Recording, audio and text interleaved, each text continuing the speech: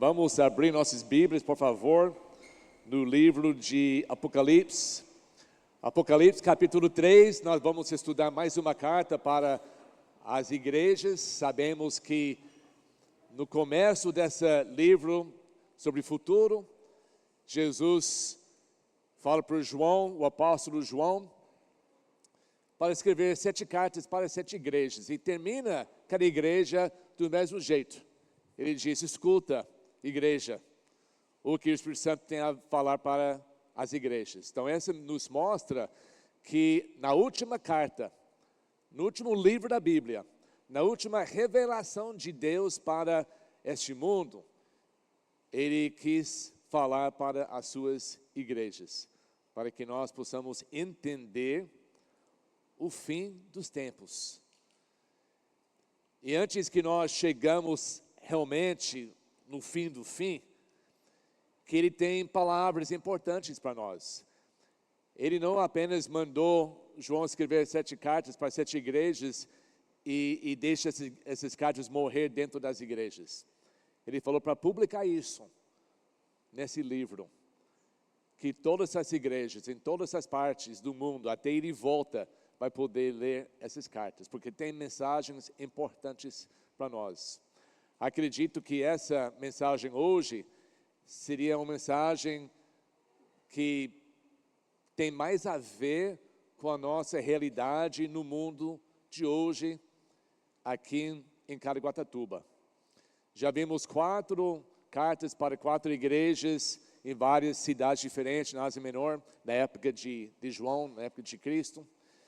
E até agora a maioria tem perseguição, tribulação, tem morte, e é uma vida muito difícil. Tem coisas boas sobre a igreja, tem coisas erradas sobre a igreja, e Jesus foi detalhando cada um. Ele falava sobre a cidade onde eles moravam, os problemas da cidade, como estava enfeitando as igrejas, dando conselho para eles, o remédio, a solução para sair dos pecados e as promessas eternas para os vencedores. E sempre termina: ouça o que o Espírito Santo diz às igrejas. Não deixe passar. Não é só uma leitura que você pode fazer uma noite para dizer que você leu essa parte da Bíblia. Presta atenção, dá ouvidos. Não somente escuta, mas ouve, põe em prática, obedece. Nós vamos ver que com a 5ª igreja, e semana que vem mais um, e até a 7ª carta para a 7ª igreja, que parece que são épocas mais, que correspondem mais com nossos tempos hoje. Tá? Então, eu acredito que Deus está falando agora, no final dessa carta, essas 7 cartas, para nós mesmos, de hoje em dia. Eu coloquei essa. Tem alguém que não conhece isso? Você acha que é a minha vida agora? Não, não é outra coisa. Mas ele diz para essa igreja, estamos em Apocalipse capítulo 3, começando no versículo 1. Ao anjo, sabemos que é o mensageiro da igreja, pastor da igreja, que traz as mensagens para as suas igrejas. Ao anjo da igreja em Sardes, escreva: cidade Sardes. Essas são as palavras daquele que tem os 7 Espíritos de Deus e as 7 estrelas. No começo dessa carta, Jesus já abre falando de Ele mesmo. Essa carta, para uma introdução, acredito que essa carta para a igreja em Sardes é a casa mais severa de todas as outras. A carta para essa igreja, ele está falando de um problema tão severo que não tem solução. Não tem solução se não faz uma grande mudança. As condições dessa igreja em Sardes eram piores que todos os outros. Por quê? Porque eles viviam numa fantasia. Eles viviam numa ideia que o que eles tinham estava tudo certo. Tudo ok, tudo correto. E quando nós vivemos pensando, quando nós estamos vivendo, fazendo coisas erradas, achando que estava tudo certo, porque é todo mundo que faz, não tem uma razão de mudar a nossa vida. E essa é a parte mais perigosa da vida cristã. não sabia que ia falar do livro da PEG, mas o livro da PEG é escrito sobre isso. Vivendo numa fantasia. Muitas pessoas acham que estão vivendo uma vida cristã porque está baseado ao redor das coisas que muitos aceitam.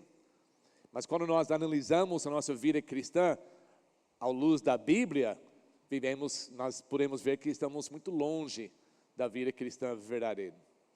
Então, essa igreja, estava acontecendo isso. E vamos ler de novo, versículo 1. Essas são as palavras daquele que tem os 7 Espíritos de Deus e as 7 estrelas. Conheço as suas obras. Você tem fama que está vivo, mas está morto. Que tragédia dessa igreja. Uma igreja grande, uma igreja que tinha um nome, que tinha vida, quer dizer, uma reputação, um conhecimento. Todo mundo na cidade conhecia essa igreja, provavelmente uma igreja grande, uma igreja rica, uma igreja que tinha muitas obras. Ele não falou, eu conheço as suas boas obras, ele só falou, eu conheço as suas obras. Há uma igreja trabalhando, fazendo provavelmente muitas coisas. Aquela igreja que é muito grande, um prédio enorme, cheio de pessoas, música melhor de todas as outras igrejas, eventos, campanhas, ajudando as pessoas. Tem muita coisa, uma grande igreja social, que vai atrair muitas pessoas para vir, para ouvir, para escutar, para ver o que eles vão fazer. Uma igreja que nós reconhecemos que hoje em dia no mundo tem muitas dessas igrejas, que tem os melhor coisas, melhor tecnologia, que não falta nada. Essa igreja não tinha falta de nada. Ele tinha uma reputação, tinha um nome que estava vivo. Mas a declaração mais triste de Cristo, mas estás morta. Jesus se descreve em termos espirituais. Ele disse que eu sou daquele.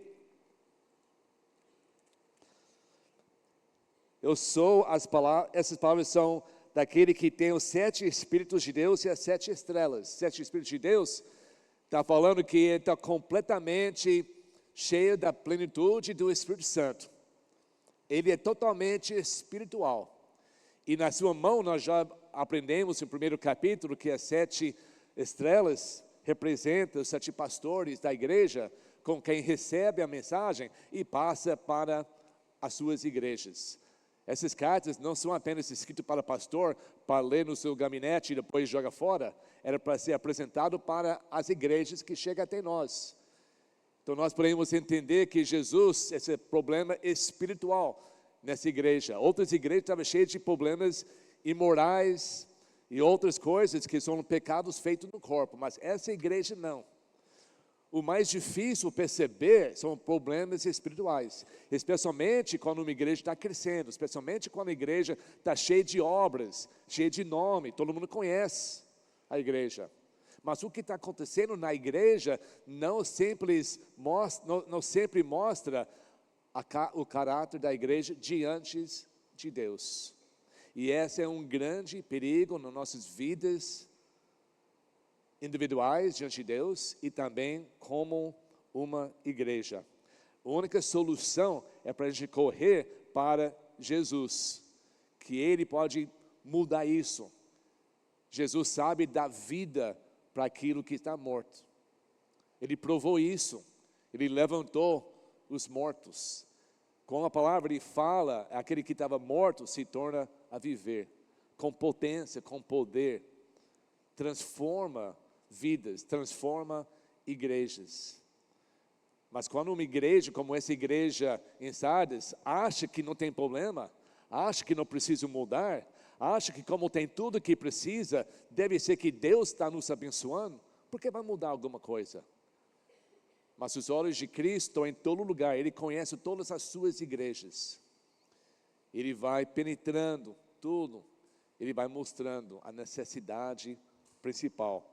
E essa igreja estava andando morta. dando um sinal da vida para todo mundo, mas diante de Deus estava completamente morto. E isso que nós temos que refletir hoje à noite. Nós podemos ser uma igreja que, na opinião do mundo, é uma igreja boa. É uma igreja que entende as coisas, ajuda as pessoas com problemas sociais. Uma igreja que está sabendo todas as novas coisas, ideias. E na opinião do mundo, uma igreja boa. E ao mesmo tempo, na opinião de Cristo, uma igreja morta. Cada igreja tem que se identificar. Quem nós vamos agradar? Nós vamos agradar o mundo para ter mais pessoas?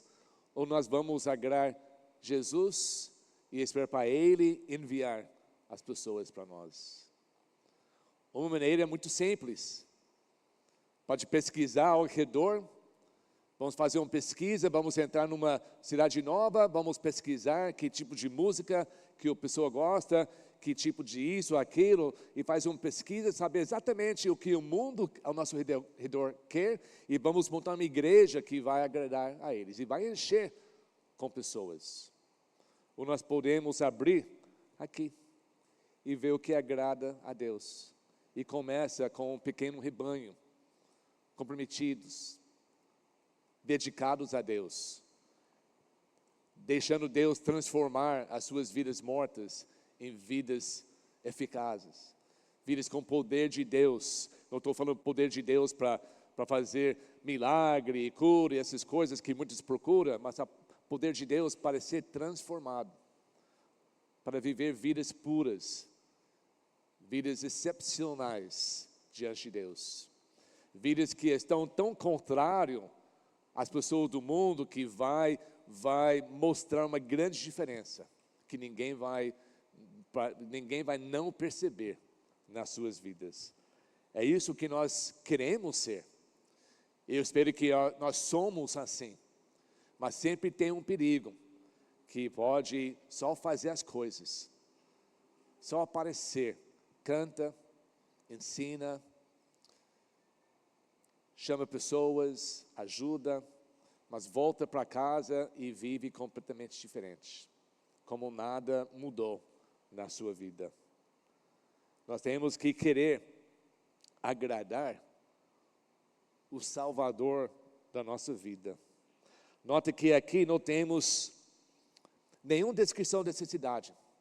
Os outros descreviam a cidade e todos os problemas da cidade que estava causando problemas na igreja, mas essa aqui, Jesus só começa com a descrição dele.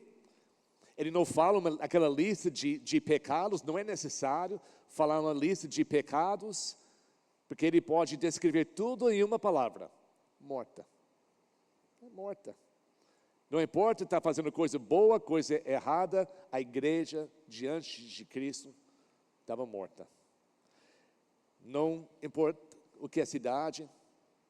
Isso pode acontecer em qualquer cidade, mas é interessante que ele não falou nada sobre a cidade de Sardes. Será que Sardes era uma cidade cristã? Será que Sardes era uma cidade que ajudava a igreja? Não. Você pode pesquisar sobre a cidade muito antiga, era das cidades principais da região, era uma cidade mais rica da região. Tinha muitos templos também, era uma cidade pagã, não tinha cristianismo além dessa igreja. Mas Jesus não fala sobre as ameaças da cidade para a igreja, porque a cidade não ameaçava a igreja. E não era por causa da cidade ser uma cidade boa. A cidade não ameaçava a igreja, porque a igreja não era uma ameaça para a cidade. Eles viviam em harmonia. Não tinha briga, não tinha razão, porque a igreja, uma igreja morta, não está transformando vidas. E quando você é uma pessoa transformada, você vai vai reconhecer que o que muitas pessoas fazem não está certo.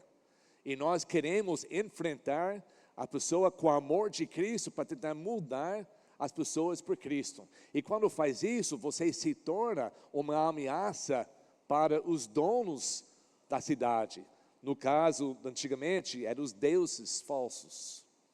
Você se torna uma ameaça, porque você está invadindo o espaço espiritual deles. Mas uma igreja morta, cheia de pessoas, cheia de coisas boas que estão fazendo, mas não transformando espiritualmente as vidas, porque está uma igreja morta espiritual, não tem ameaça nenhum. Até os deuses falsos apoiam esse tipo de igreja. E essas igrejas podem crescer à vontade. E por isso, essa carta, para mim, é a carta mais severa de todos, porque estão vivendo uma fantasia, uma hipocrisia. Nem sei se é hipocrisia. Hipocrisia acontece quando nós sabemos fazer o bem, e nós ensinamos a fazer o bem, mas em nossas vidas nós praticamos coisas diferentes. A palavra hipócrita, no livro do Novo Testamento, a palavra ator. Você está vivendo outra vida que não é a sua realidade.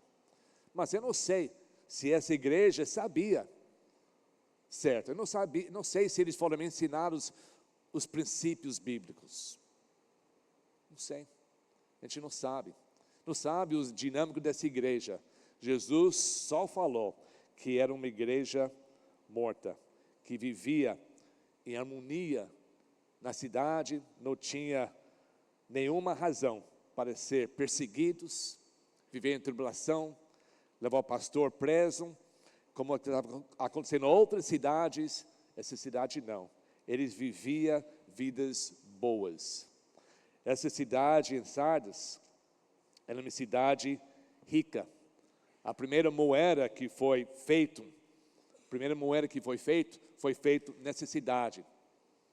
Muitos anos antes de Cristo. Teve muito ouro nessa cidade. Materiais preciosos nessa cidade. Essa cidade foi construída numa colina bem alta, muito alta. Tinha ao redor os muros e foi impossível o inimigo chegar ali. Impossível. Era impenetrável. Todo mundo sabia.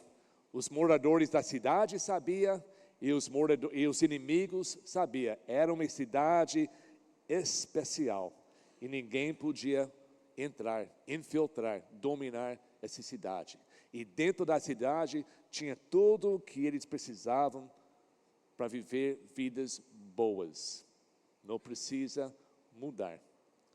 E esse tipo de vida, muitas vezes, traz apatia, traz uma vida preguiçosa, vai deixando as coisas de Deus para cuidar das coisas do mundo, e pouco a pouco, não falando que acontece um dia para o outro, mas pouco a pouco essa igreja, cheia de membros, estão morrendo espiritualmente.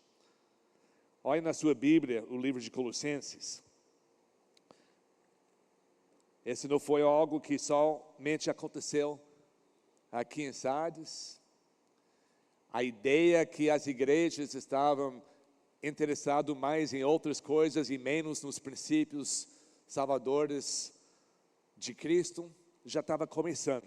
Colossenses capítulo 2, começando no versículo 16, aqui o apóstolo Paulo, outro homem de Deus, escrevendo para outra igreja. Ele diz: portanto, não permitem que ninguém os julgue pelo que vocês comem ou bebem, ou com relação a alguma festividade religiosa, ou uma celebração das luas novas ou dos dias de sábado. Essas coisas são sombras do que haveria de vir. A realidade, porém, encontra-se em Cristo. Simplesmente está falando para essa igreja: não precisa voltar a tanta coisa que foi feita no Antigo Testamento, porque essas coisas foram coisas certas e boas, falaram para Deus para participar, mas apontava para o ministério de Cristo, eram sombras do ministério de Cristo. Agora chegou Cristo, não precisa continuar na sua religiosidade, nas sombras. Agora nós temos o Cristo verdadeiro, agora o foco é Cristo. Versículo 18. Não permite que ninguém que tenha prazer numa falsa humildade e na adoração dos anjos os impeça de alcançar o prêmio. O prêmio é chamado de Cristo. Tal pessoa conta detalhadamente suas visões e sua mente carnal a torna orgulhosa. Trata-se de alguém que não está unido à cabeça, que é Cristo, a partir de qual todo o corpo sustentado, unido por seus ligamentos e juntas, efetua o crescimento dado por Deus. Somente quando nós somos ligados com Cristo, e assim ligados com os outros, a igreja cresce, porque nós crescemos espiritualmente. Mas se nós estamos preocupados em outras coisas, outras ideias, outras tradições, outras obras, ou qualquer coisa, que nós não fixamos nossa vida em Cristo, nós vamos morrer espiritualmente. Versículo 20. Já que vocês morreram com Cristo para os princípios elementares desse mundo, porque como se ainda pertencessem a eles, vocês se submetem às regras. Não manuseia, não prove, não toque. Tudo isso foi escrito no Antigo Testamento pela lei. Mas Jesus cumpriu a lei não morreu, mas a lei terminou em Cristo, e agora nós seguimos Cristo, e não coisas antigas. Todas essas coisas estão destinadas a perecer pelo uso, pois se baseiam em mandamentos e ensinos humanos. Essas regras têm, de fato, aparência de sabedoria, com a sua pretensa religiosidade, falsa humildade e severidade com o corpo, mas não tem valor algum para refrear os impulsos da carne. Isso já estava acontecendo, que nós vemos em muito lugar hoje em dia. Quando não tem perseguição de fora, a igreja por dentro começa a inventar coisas, começa a fazer tradições se torna mais importante do que a palavra de Deus. Logo, nós não estamos prestando tanta atenção em Cristo, porque estamos ocupados fazendo muitas outras coisas. E pouco a pouco a igreja vai morrendo. Tem uma aparência, tem um nome que vive, tem muita religiosidade, muita humildade falsa. Essa ideia de bater o seu corpo, maltratar o seu corpo como uma punição para você receber um perdão de Deus, não tem nada a ver com a Bíblia, a não ser nesse lugar onde é condenado. Você não precisa fazer isso. Parece que você está muito humilde, arrependido, você fez um pecado, tem que pagar para o pecado, tem que fazer certas coisas contra o seu corpo. Parece uma pessoa muito humilde, muito religiosa, mas não tem nada a ver com a palavra de Deus. Não tem nada a ver para refrear os impulsos da carne que leva você a pecar. Está dando só um prazer para você, para mostrar que você está fazendo algo importante. A igreja em Sardes, como muitas outras igrejas, estava tão preocupada em fazer tanta coisa além dos princípios de Cristo. E estava com um nome famoso, mas sem poder nenhum para transformar as vidas. 2 Timóteo capítulo 3, está dizendo para nós que esse tipo de igreja vai aumentando nos últimos dias. Capítulo 3, versículos 1 a 7, o Paulo escreve assim: sabe disso? Nos últimos dias sobrevirão tempos terríveis. Os homens serão egoístas, avarentos, presunçosos, arrogantes, blasfemos, desobedientes aos pais, ingratos, ímpios, sem amor pela família, irreconciliáveis, caluniadores, sem domínio próprio, cruéis, inimigos do bem, traidores, precipitados, soberbos, mais amantes dos prazeres do que amigos de Deus, tendo aparência de piedade, mas negando o seu poder. Afasta-se desses também. São essas que se introduzem pelas casas e conquistam mulheres instáveis, sobrecarregados de pecados, as quais se deixam levar por toda espécie de desejos. Elas estão sempre aprendendo e jamais conseguem chegar ao conhecimento de verdade. A Bíblia diz que esse tipo de coisa que estava acontecendo nos dias da Bíblia vai aumentando mais. Mais e mais e mais igrejas, não sei quantas igrejas cristãs existem no mundo hoje, todos com doutrinas, tradições diferentes, muito cheia de pessoas que vão nos cultos, vão fazer muita grande coisa no culto, mas na sua vida dia a dia não muda nada. Às vezes piora, porque acha que agora tem algo de Deus que permite a eles continuar no pecado. Não tem nada a ver com a simplicidade do arrependimento, de uma vida pura, de uma vida correta. A igreja em Sardes estava dentro de uma cidade onde tudo que tinha, tudo que o dinheiro podia comprar, eles tinham. Membros da igreja e não membros da igreja. Todos os prazeres estavam dentro dessa cidade de Sardes. Mateus capítulo 7. Até entre os judeus também tinha esses problemas.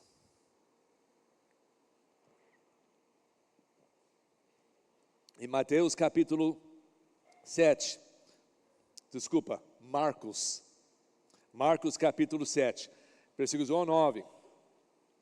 Os fariseus e alguns mestres da lei vindos de Jerusalém reuniram-se a Jesus e viram alguns dos seus discípulos comeram com as mãos impuras, isto é, por lavar.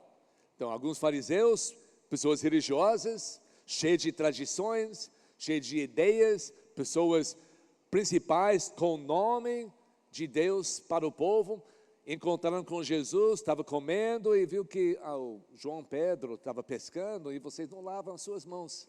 Você está comendo com a gente? Versículo 3. Os fariseus e todos os judeus não comem sem lavar as mãos cerimonialmente, apegando-se assim à tradição dos líderes religiosos. Quando chegam da rua, não comem sem antes se lavarem e observam muitas outras tradições, tais como o lavar de copos, jarros e vasilhas de metal. Não tem nada errado com essas coisas. Alguém não lava a mão antes de comer? Todo mundo está tudo limpinho. É bom lavar a mão, bom lavar os copos, bom lavar, tudo é muito bom, não tem nada errado, mas é uma coisa espiritual, é uma coisa bíblica, é um mandamento de Deus? Não. Mas ele estava pegando essas tradições e tirando as coisas de Deus para encaixar essas tradições como mais importantes. Então os fariseus e os mestres da lei perguntaram a Jesus: por que os seus discípulos não vivem de acordo com a tradição dos líderes religiosos, em vez de comer um alimento com as mãos impuras? Olha como Jesus respondeu. Bem profetizou Isaías acerca de vocês, hipócritas, como está escrito: esse povo me honra com os lábios, mas o seu coração está longe de mim. Em vão me adoram, seus ensinamentos não passam de regras ensinadas por homens. Vocês negligenciam os mandamentos de Deus e se apegam às tradições dos homens. E disse-lhes: vocês estão sempre encontrando uma boa maneira de pôr de lado os mandamentos de Deus, a fim de obedecerem às suas tradições. E quando igrejas fazem isso, as igrejas morrem. Nós temos que ser muito atentos de tudo que nós fazemos como igreja, como um cristão na sua casa. Todos nós temos tradições. A nossa igreja tem tradições. Nós fazemos coisas porque nós queremos fazer desse jeito. Não tem nada errado com essas coisas. Mas quando nós começamos a achar que nossas tradições são mais importantes que a própria palavra de Deus, os mandamentos, e cumprindo as nossas tradições, nós achamos mais importante que cumprir a palavra de Deus, aí que tem problema, porque nossas tradições não salvam, nossas tradições não trazem um poder, nossas tradições não alegram, não agradam a Deus, que pode nos abençoar.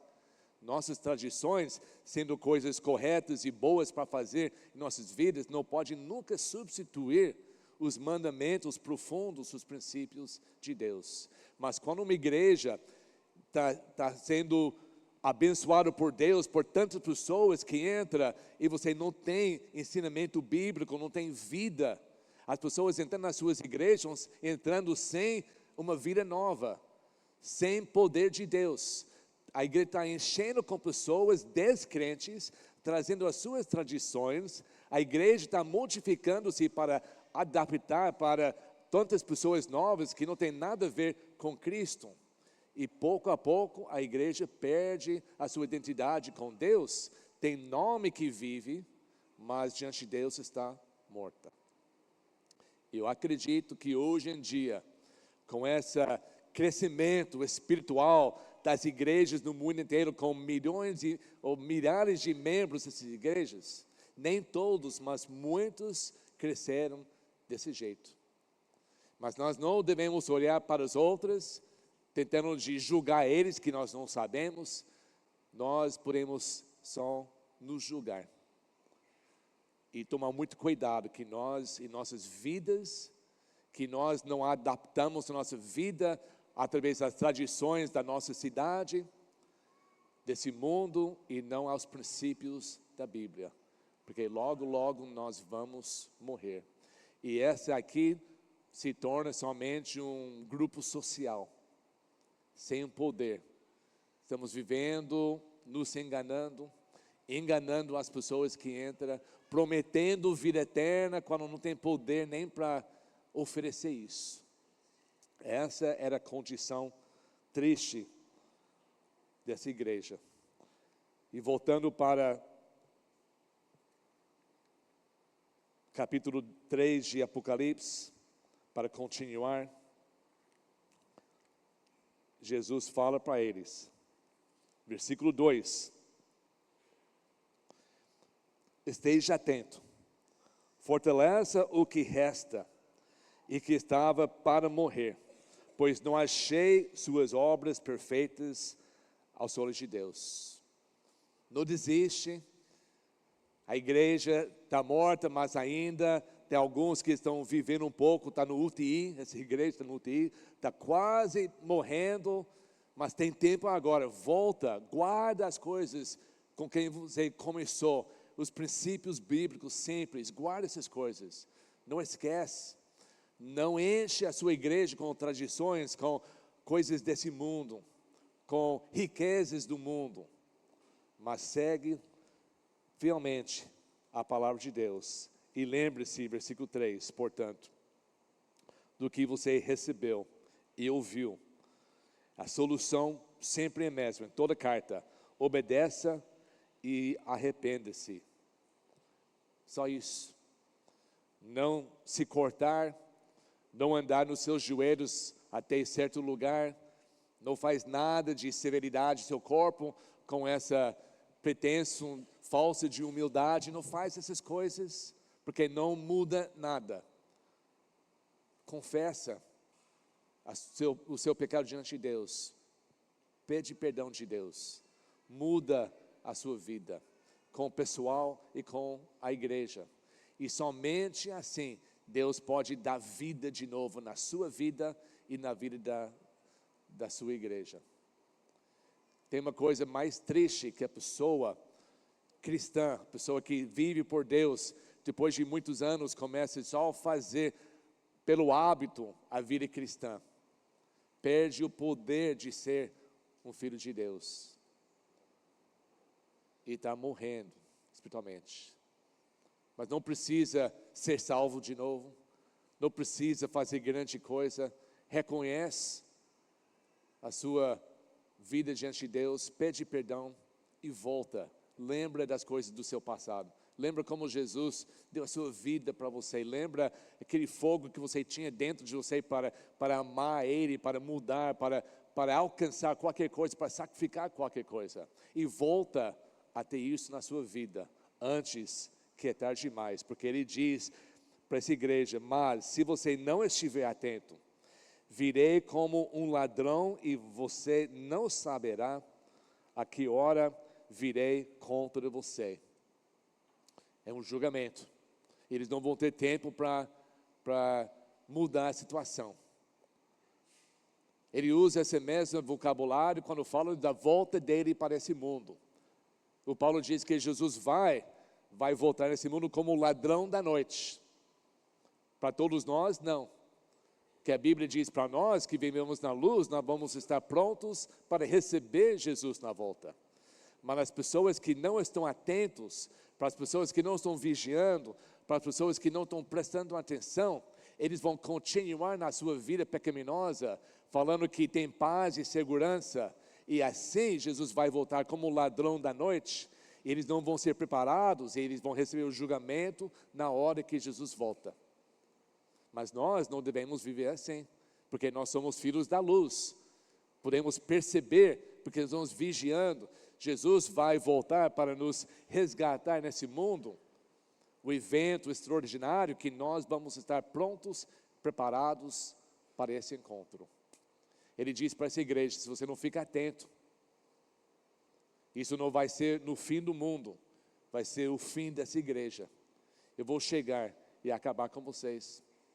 Deus está cheio de paciência, de misericórdia, mas tem momento que Ele age, tem momento que Ele julga, e o julgamento dEle é severo, quando nós não estamos seguindo, levando sério a Ele.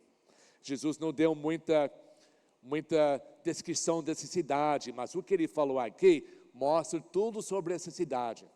Essa cidade era rica, a cidade era famosa, a cidade foi construída em cima dessa colina, com muros enormes e grandes, impenetrável. As pessoas, 600 anos antes de Cristo, achavam-se que essa igreja, ou essa cidade, ninguém podia derrubar, infiltrar, porque estava impossível.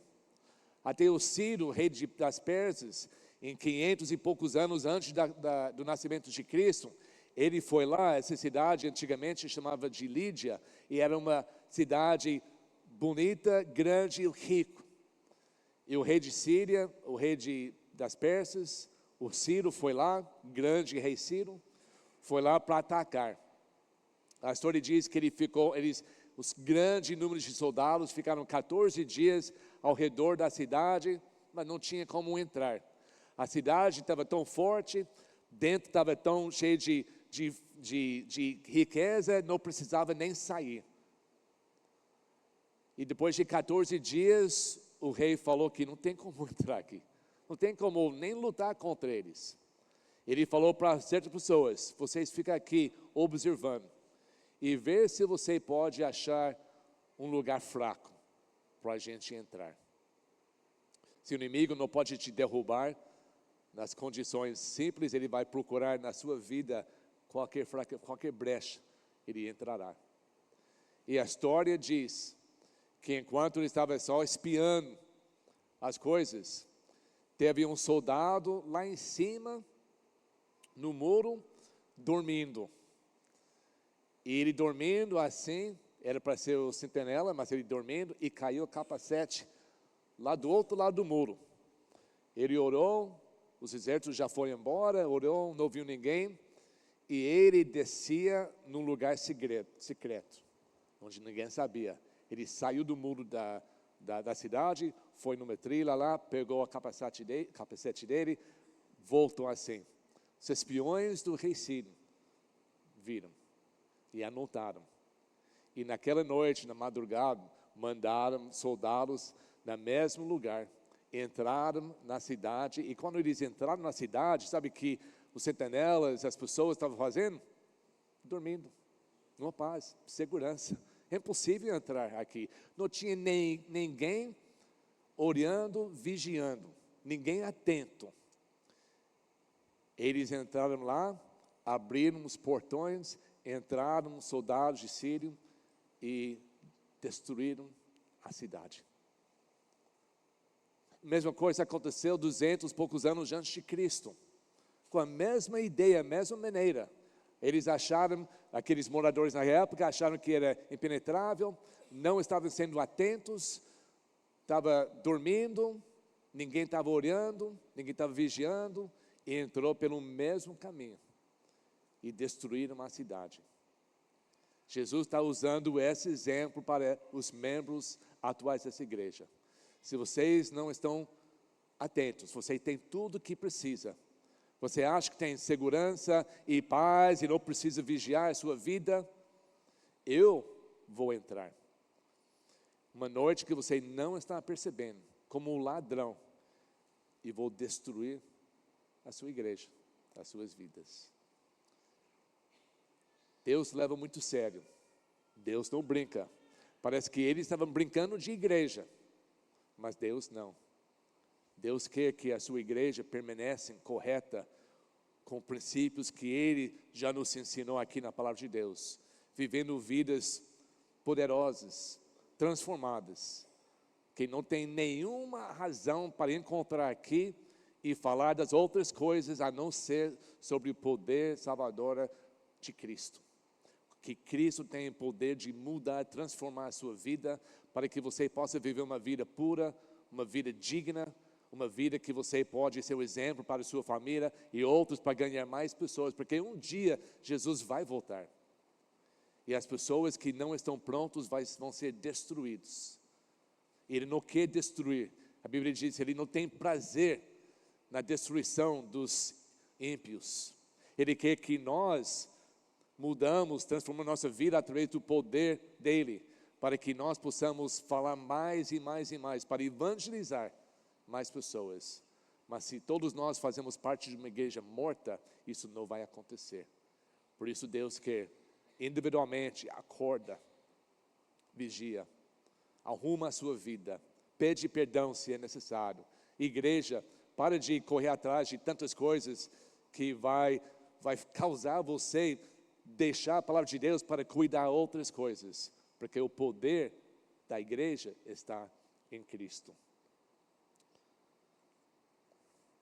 Ele continua aqui. Ele diz, no entanto, versículo 4, você tem aí em Sardes uns poucos que não contaminaram as suas vestes. Mostra que não era somente fazendo coisas em hábito e não levando a sério a palavra de Deus. Eles estavam vivendo vidas sujas. Estavam se sujando com imoralidade, idolatria. Todas as outras cidades estavam, eles também. Estavam participando em muita coisa errada. Mas ao contrário das outras igrejas sobre perseguição e os problemas, a maioria das igrejas, membros, estava bom e diz, mas tem alguns de vocês que estão nessa idolatria, nessa imoralidade. Essa igreja não. Eles só tinham uns poucos das pessoas corretas nessa igreja grande. Ele disse para eles, essas pessoas corretas, que não contaminaram suas vestes, viveram vidas puras, corretas, eles e só eles andarão comigo, vestidos de branco, pois são dignos. Nós temos uma casa cheia, muitas pessoas. Sabemos que Jesus está aqui conosco. O Anderson falou que é tão bom porque todos nós aqui hoje à noite, mas mais importante ainda é que Jesus está aqui conosco. Está sondando todo o coração, Ele conhece todos nós aqui. Ele sabe por que você está aqui. Ele sabe se você está vivendo vida suja ou vida pura. Se está vivendo uma vida suja, Ele pede para você, pede perdão, confessa, muda e permanece fiel para mim. Eu vou te dar roupa branca. Nós não podemos trocar nossa roupa, nós temos que só admitir a sujeira que eu fiz, peço perdão diante de Deus e Ele vai nos purificar de toda a iniquidade. Somente nessa maneira. Ele está esperando isso com eles. Ele termina O vencedor, qualquer membro da igreja, certo ou errado, que aceita o conselho de Cristo, pede perdão, ou continua fiel, ou pede perdão e muda a sua vida. Esse seria o vencedor. O vencedor será igualmente vestido de branco. Jamais apagarei o seu nome do livro da vida, mas o reconhecerei diante do meu Pai e dos seus anjos. Aquele que tem ouvidos, ouça o que o Espírito Santo diz às igrejas. Mais uma vez, uma recompensa eterna. Ele vai nos vestir em roupas brancas, significando que nós vamos ter uma eternidade na pureza e perdão diante de Cristo. Para quem? Para os vencedores. As pessoas que vivem vidas corretas aqui na terra. Quando erra, pede perdão. Confessa para ser perdoado de Deus. Não importa o tamanho do pecado. O poder de Deus é maior. A misericórdia de Deus é maior. Ele não está tão interessado naquilo que faz. É mais interessado em você voltar para Ele, para que Ele possa abençoar, perdoar, dar vida, para você ser alguém bem diferente. Outra promessa é que Ele jamais vai apagar o seu nome do livro da vida. Tem outro lugar na Bíblia que fala sobre esse livro da vida. A Bíblia diz em Apocalipse, mais para o fim, que no dia do julgamento, o livro da vida vai abrir. E Jesus julgando, Ele vai pesquisar nesse livro. E se o seu nome está nesse livro, você entrará no reino de Deus para sempre. Mas se o seu nome não estiver nesse livro, que só Deus tem, você não vai. Você vai ser jogado no inferno para sempre. Então esse livro é importante. É o livro de todas as pessoas que crêem em Cristo verdadeiramente como seu Salvador. Nós temos um livro aqui na igreja onde todos os membros, nomes de todos os membros são escritos no nosso livro. Quando alguém sai da nossa igreja, nós apagamos o nome. O livro que Deus tem no céu, Ele prometeu, se você permanece fiel, não vou apagar o seu nome. Não tem que ter medo de Cristo apagar seu nome. E podemos pensar ao contrário, e se eu não sou vencedor? Se eu decido a não mudar a minha vida, o que vai acontecer? É uma questão muito séria. Será que Jesus apagaria o seu nome? Se Ele tem o poder de não apagar, claro que tem poder de apagar. Muitas vezes nós não pensamos nessas coisas porque é contra um sistema de salvação que é criado por nós, por homens, sistema teológico que não encaixa uma coisa assim. Mas como pode ser? Essa questão tem dividido as igrejas durante as épocas. Eu não vou resolver esse problema em 2 minutos. Mas nós não podemos ignorar palavras fortes de Cristo, porque não encaixa no nosso sistema. Nós temos que ler isso com Jesus nos avisando. E uma coisa que eu sei com certeza, que o vencedor não precisa se preocupar sobre isso. E se você não é vencedor, eu espero que você tenha muito medo disso. Eu espero que você não pode dormir hoje à noite. Eu espero que você chegue para casa, se você não toma a decisão de mudar a sua vida, Você já era membro da igreja, já fez muita coisa, mas agora a sua vida é totalmente errada diante de Deus. Eu quero que você chegue na sua casa cheio de medo, que Jesus pode apagar o seu nome do livro da vida eterna. Porque senão, você vai ser igual aos membros dessa igreja em Sardes, continuando fazendo coisas erradas, achando que nossa cidade é grande, forte, o inimigo não tem como entrar. A nossa igreja é rica, tem tudo que a gente precisa, nós temos um nome famoso na cidade, é tudo certo. Mas Jesus falou, você está morta. E se não muda, se não atenta aos seus problemas, eu vou fazer uma visita para você, no momento que você menos está pronto. E eu vou julgar você. São palavras sérias de Cristo, que nós temos que prestar atenção. Mas uma coisa, enquanto nossa equipe de louvor prepara essa última música, enquanto nós cantamos, eu quero que pense bem. Eu sou vencedor. Não importa o que eu fiz, diante de Cristo, tem momento hoje para ser perdoado. Tem condições hoje. Eu não quero viver com esse medo